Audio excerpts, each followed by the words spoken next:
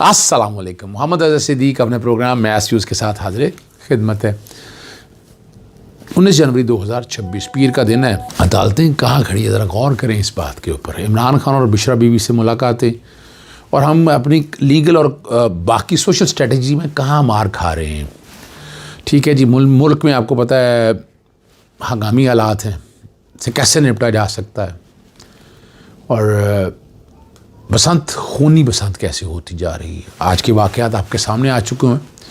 صبح واقعہ آپ کا آ گیا میو اسپتال میں داخل ہونے کا، اور بتایا گیا اچھا اندازہ لگائیں افغانی لے کے آ رہے ہیں اسلام آباد سے پتنگے اور چرخیاں آ رہی ہیں. آپ نے پابندی لگائی ہوئی تو یہ سارا کیا ہو رہا ہے؟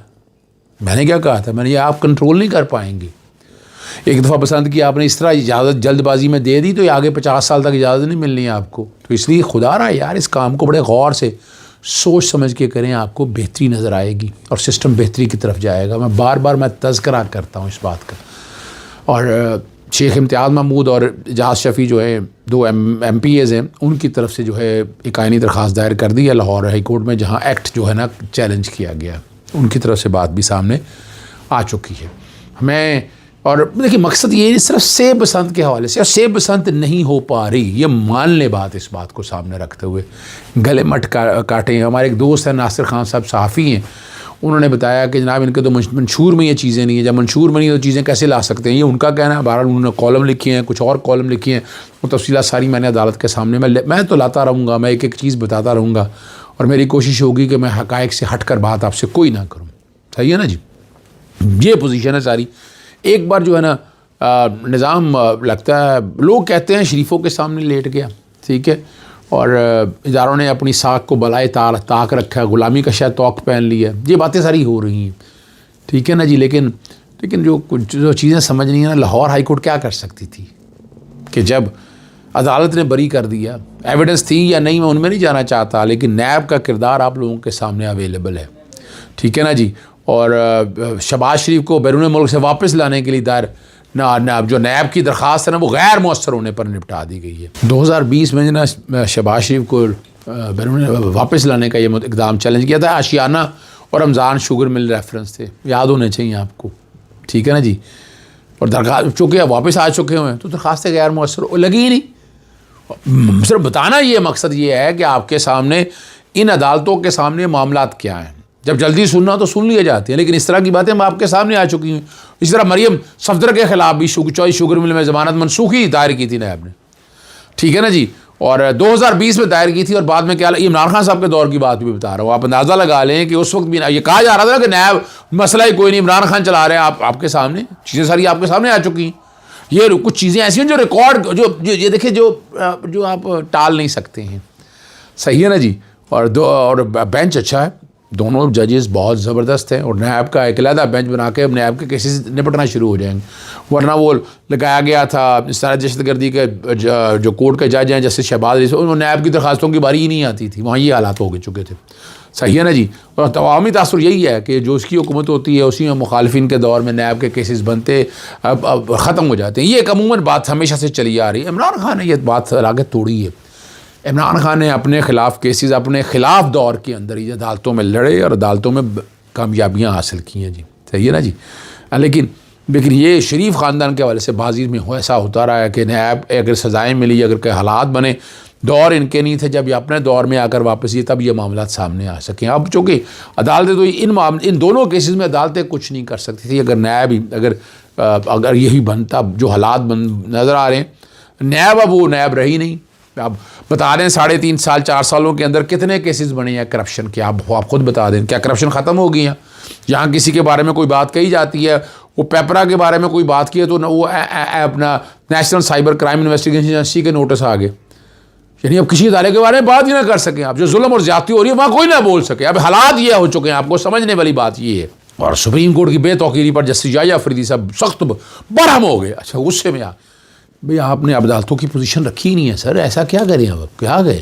اور وکلا کی جانب سے ہے نا سپریم کورٹ اور ججز کو خاطر خواہ اہمیت نہیں دی جا رہی ہے، نہ ہی باقاعدگی سے عدالت میں کوئی پیشی ہو رہی ہے، اور زیادہ تر کیسز میں التوا کی درخواستیں کی جا رہی ہیں. چیف جسٹس نے سپریم کورٹ بار کے صدر کو طلب کر لیا اور دوران سماعت چیف جسٹس نے کہا کہ ایک طرف فوری درخواست کی سماعتی درخواست دائر کی جاتی ہیں اور دوسری طرف وکلا پیش نہیں ہوتے، حالانکہ ویڈیو لنک کی سہولت موجود ہے اور اسلام آباد آنے کی صورت میں اس سے فائدہ اٹھایا جا سکتا ہے۔ جسٹس شاہد بلال نے بھی نشاندہی کی کہ وکلا کی جانب سے کسی بھی ملک کی درخواستیں غیر معمولی حد تک بڑھ چکی ہیں، اور ہدایت کی ہے کہ وکلا کو پیشی کا پابند کیا جائے اور تجویز دی کہ غیر حاضر وکلا پر جرمانہ عائد کیا جائے، یہ انہوں نے کہا۔ اس پہ جواب ہے چیف جسٹس یافی صاحب نے کہا کہ نہیں، پہلی بار جرمانہ تو نہیں عائد کیا جائے گا، وکلا کو پابند کیا جائے۔ ویسے ہمارے دوست ہارون رشید صاحب کو یہ کہنا نہیں چاہیے تھا، لیکن چلے انہوں نے کہا، اور لیکن شاید بتانا بھول گئے کہ جناب کو آپ کو پتا ہے کہ وفاقی آئینی عدالت کیس ٹرانسفر کر کے بوجھ کیوں کم کیا، اپنی طرف آنے والے کیسز کیوں روکے، چیف جسٹس آف پاکستان کا عہدہ کیوں قبول کیا، صرف جسٹس کی۔ اب یہ باتیں ساری سمجھ آ سکتے ہیں جسٹس کی سواری کے لیے۔ اچھا چلے اب دورے کرنے سے کون سا انصاف فراہم ہوتا ہے؟ 26ویں آئینی ترمیم اور 27ویں آئینی ترمیم کے خلاف کیوں خاموش رہے؟ نہ صرف خاموش رہے بلکہ آپ دیکھا جائے اس نظام کا ہم سب حصہ، ہم نہیں بھائی حصہ بن چکے ہوئے، اور سپریم کورٹ میں آپ کو پتا ہے وکلا داخل نہیں ہو سکتے اور لائن میں کھڑا ہونا پڑتا ہے، اے آرس کو باہر نکال دیا ہے، ٹھیک ہے نا جی، اور میرٹ پر کیسوں کے فیصلے نہیں ہوتے، پیشیاں آپ کے سامنے موجود ہیں۔ اب ان چیزوں پہ جب غور کریں تو آپ کو اندازہ ہو سکتا ہے کہ ہم نے خود کہاں لا کر کھڑا کر دیا، ہم نے حالات کیسے بنا دیے کہ ہم سب، اور اگر کوئی عرض کرے تو شکایت تصور کے ہوگی اس بارے میں، صحیح ہے۔ اور بہت یہاں معاملہ جو ہے نا، میں بار بار ذکر کرتا آیا ہوں، اور بشرا بی بی صاحب کی ملاقات کے لیے الٹیمیٹلی لکھ کے اپنا سیکٹری ہوم کو لکھ کے، اڈیالہ جیل کو لکھ کے درخواست دائر کر دی کہ لاہور ہائی کورٹ میں، لاہور ہائی کورٹ ویسے بنتی نہیں ہے، اس کی وجہ یہ ہے اڈیالہ جیل جورسڈکشن میں نہیں آتا، وہ پنڈی کی جورسڈکشن میں آتا ہے۔ اس سے پہلے میں نے کوشش کی تھی قیدیوں کی سہولیات کے حوالے سے، میں نے کوشش بہت بڑی کوشش میں نے کی تھی کہ میں ان چیزوں کو سامنے رکھ کر لا سکوں، لیکن نہیں، میں کامیاب نہیں ہو سکا۔ یہ میری باتیں ساری میں آپ کے سامنے بار بار میں رکھتا رہتا ہوں اور میں گزارشات بھی عرض کرتا رہتا ہوں۔ یہاں میں نے تجویز دی تھی کہ یہ پنڈی بینچ کے حوالے سے معاملہ، Lahore high court Pindi bench کا، اور وہاں میں نے کہا تھا وہاں اگر وہاں کی دہشت گردی کورٹ میں آپ چلے جائیں، وہاں سے ایک آرڈر لے لیں اور پھر یہاں کے حوالے سے آپ آ جائیں۔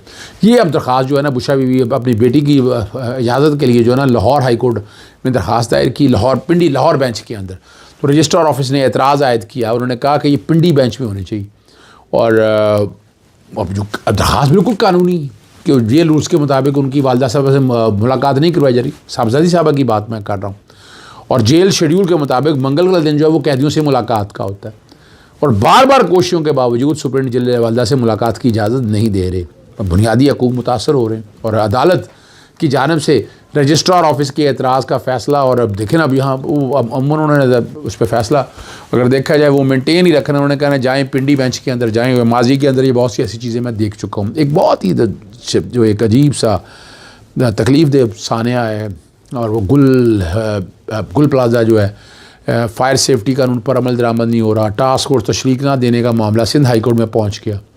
اچھا کیا ہے، توہین عدالت کی درخواست دائر کی ہے کہ سندھ ہائی کورٹ نے 2017 میں فائر سیفٹی قانون پر عمل سختی پر عمل درآمد کا کہا تھا، یاد ہونا چاہیے، لیکن عمل نہیں ہوا۔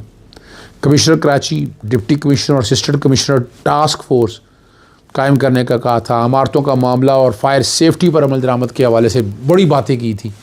کمشنر کراچی اور سندھ حکومت ان پر دیکھا جائے یہ لاہور ابھی مسئلہ یہ ہے، یہاں بھی سوچنا ہے، پنجاب کے اندر بھی یہ سوچنا ہے، ٹھیک ہے نا جی، اور جتنی جانیں ضائع ہوئی ہیں وہ آپ کے سامنے ہیں، بڑی تکلیف دہ بات ہیں اور بڑا دقت ہوتی ہے، اور ذمہ داروں کے خلاف جو ہے نا توہین عدالت کی کارروائی کا کہا گیا۔ 35 گھنٹے یہ زیادہ وقت گزر چکا ہے اب تو جی، اور مکمل قابو نہیں کیا جا سکتا، اور چیف فائر آفیسر محمد ہمایوں نے انکشاف کیا کہ آگ پر 90% قابو پا لیا گیا، تاہم عمارت کے اندر موجودہ سامان میں 10% حصے میں آگ لگی ہوئی ہے اور ریسکیو کا عمل جاری ہے۔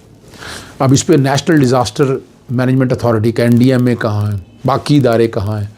یہاں تو اصل میں آج خود نوٹس ہونا چاہیے تھا، چیف جسٹس سپریم کورٹ تو کچھ لے نہیں سکتے، چیف جسٹس آئینی جج اب جو واقعی آئینی عدالت وہ لے سکتے تھے، وہ لیتے سارے معاملے کو، بڑا سیریسلی ٹیک اپ کرنا چاہیے تھا تاکہ یہ مسئلہ حل ہو سکے نا۔ یہ بنیادی حقوق کا مسئلہ ہے، خدا را بنیادی حقوق کے تحفظ میں خاموش نہ بیٹھیں آپ۔ میں بار بار تذکرہ کرتا ہوں، میں ذکر کرتا ہوں، میرا کوئی ذاتی معاملہ نہیں ہے، لیکن دکھ اور افسوس ہوتا ہے اس بات کے اوپر۔ اجازت چاہتا ہوں، السلام علیکم، اللہ حافظ، پاکستان زندہ باد۔